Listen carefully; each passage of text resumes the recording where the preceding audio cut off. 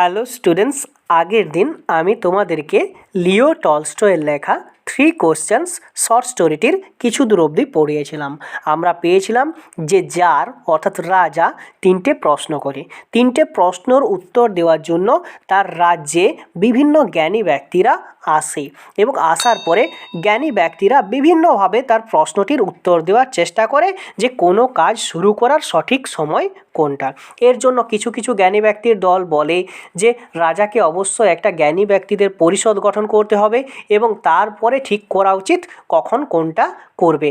আবার কোনো কোনো ব্যক্তিরা বলে, কোনো জ্ঞানী ব্যক্তিরা বলে যে রাজাকে একটা টাইম টেবিল তৈরি করতে হবে এবং সেই টাইম টেবিলটাকে স্ট্রিক্টলি ফলো করতে হবে। আবার কোনো কোনো জ্ঞানী ব্যক্তিরা বলে যে রাজাকে জাদুঘরের পরামর্শ নিতে হবে, কারণ জাদুঘরেরাই পারে যে আগের থেকে কি কি ঘটতে চলেছে সেটা সম্পর্কে রাজাকে আগে বলে দিতে। অর্থাৎ হোয়াট উইল বি হ্যাপেন্ড বা কি ঘটতে চলেছে সেটা একমাত্র জাদুঘরেরা বলতে পারে বিফোরহ্যান্ড, মানে আগের থেকে। এত দূর অবধি আমরা পড়েছিলাম।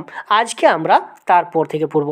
দেখো তারপরে কি বলা আছে, ইকুয়ালি মানে হচ্ছে একই রকমভাবে, ভ্যারিয়াস মানে হচ্ছে ভিন্ন বা বিভিন্ন। Were the answers to the second question, যেমনভাবে প্রথম প্রশ্নের উত্তরটি বিভিন্নভাবে দিয়েছিল, মানে কি বিভিন্ন জ্ঞানী ব্যক্তি বিভিন্ন পরামর্শ দিয়েছিল প্রথম প্রশ্নের উত্তরে, দ্বিতীয় প্রশ্নের উত্তরটাও ঠিক একইভাবে দিয়েছিল। আর দ্বিতীয় প্রশ্নটা কী ছিল, যে রাজা কার কথা মেনে চলবে বা কার কথা শুনবে, কার কথা শুনবে না সেটা সম্পর্কে আর কি জানতে চেয়েছিল। তাই দ্বিতীয় প্রশ্নের উত্তরটাও আলাদাভাবেই দিল, মানে কি আলাদাভাবেই জ্ঞানী ব্যক্তিরা দিল।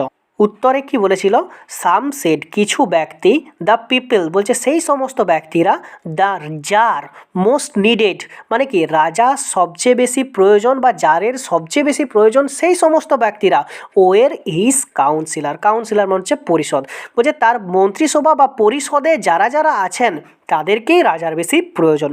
আদার অন্যরা, দ্য প্রিস্ট মানে হচ্ছে পুরোহিত, others the doctor, while some said the warriors মানে হচ্ছে সৈনিক, ওয়ের দ্য মোস্ট নেসেসারি প্রয়োজনীয়।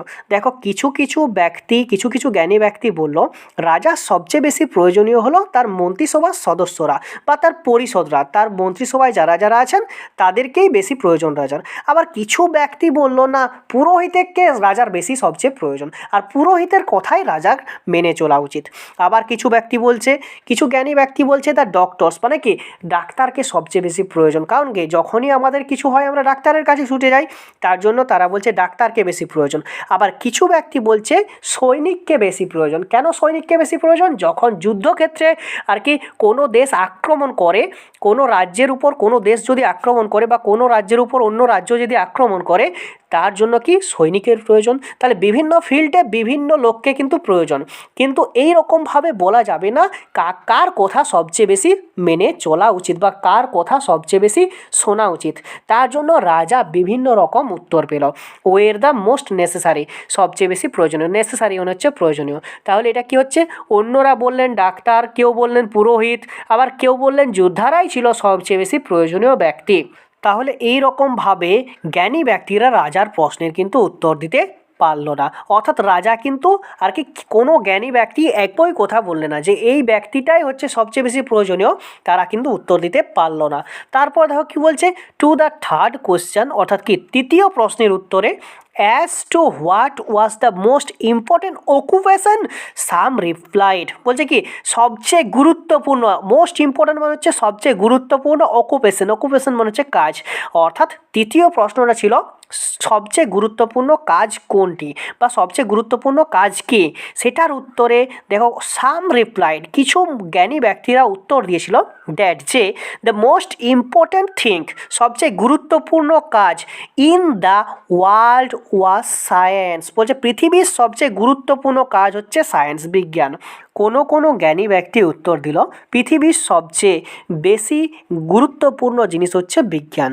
আদার সেট অন্যরা বলেছিল বা অন্য জ্ঞানী ব্যক্তিরা বলেছিল ইট ওয়াজ স্কিল অফ ওয়ারফেয়ার। ওয়ারফেয়ার মানে হচ্ছে যুদ্ধ সম্পর্কিত, অর্থাৎ কি অন্যরা বলেছিল যুদ্ধক্ষেত্রের দক্ষতা বা যুদ্ধ সম্পর্কীয় জ্ঞান।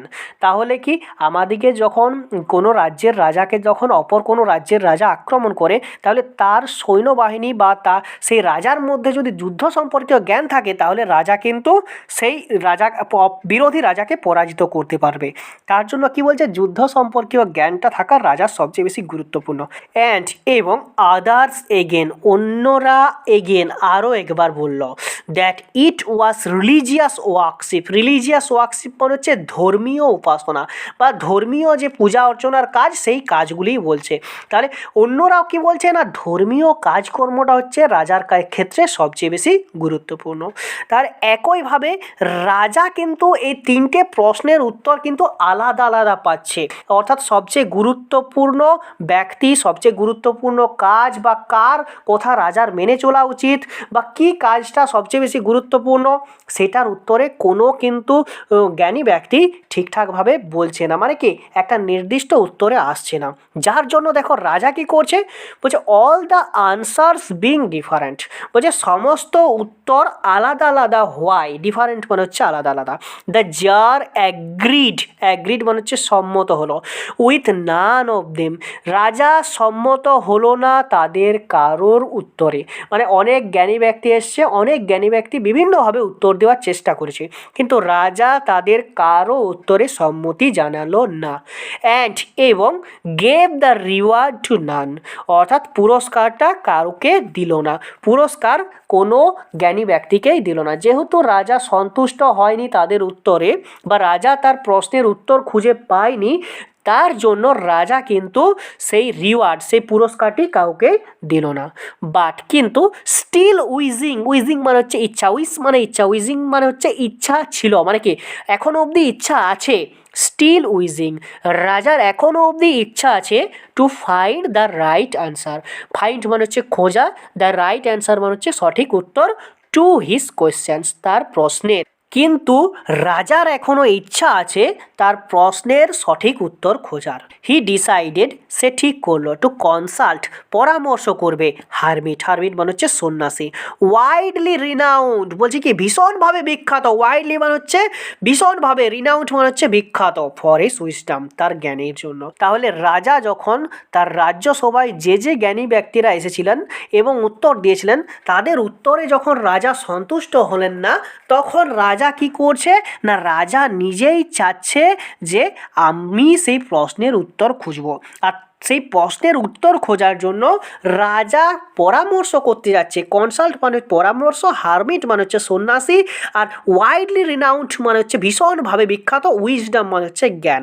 তাহলে রাজা একটা হারমিটের সাথে পরামর্শ করতে যাচ্ছে, একটা সন্ন্যাসীর কাছে সাথে পরামর্শ করতে যাচ্ছে যে ভীষণভাবে বিখ্যাত ছিল তার জ্ঞানের জন্য।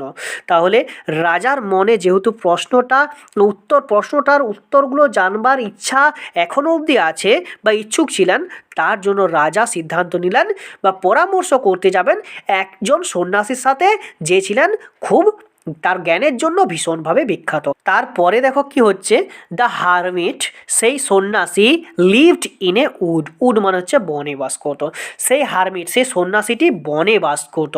হুইচ হি নেভার কুইটেড মানে হচ্ছে ত্যাগ করা, কুইট মানে ত্যাগ করা, কুইটেডের পাস্ট ফর্ম হচ্ছে কুইটেড, অর্থাৎ হারমিট কিন্তু বনে থাকতো এবং সে বন ছেড়ে কোনোদিনও কিন্তু বাইরে আসতো না।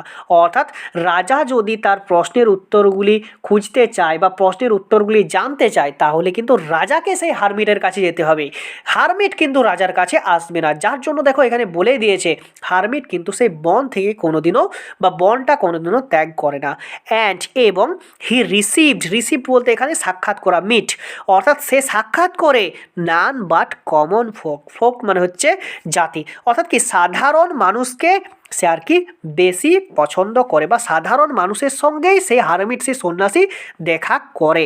তাহলে এখানে কি বলতে চাইলো, হারমিট থাকতো বনে, যে হারমিট রাজার এই প্রশ্নগুলির উত্তর দিতে পারবে, যার জন্য রাজাকে কি করতে হবে, সে হারমিটের সঙ্গে দেখা করতে গেলে বনে যেতে হবে। আবার রাজাকে কি করতে হবে না, সাধারণ মানুষের পোশাকে যেতে হবে। সেই জ্ঞানী ব্যক্তি সাধারণ মানুষ ছাড়া অন্য কোনো ব্যক্তিদের সাথে সাক্ষাৎ করে না।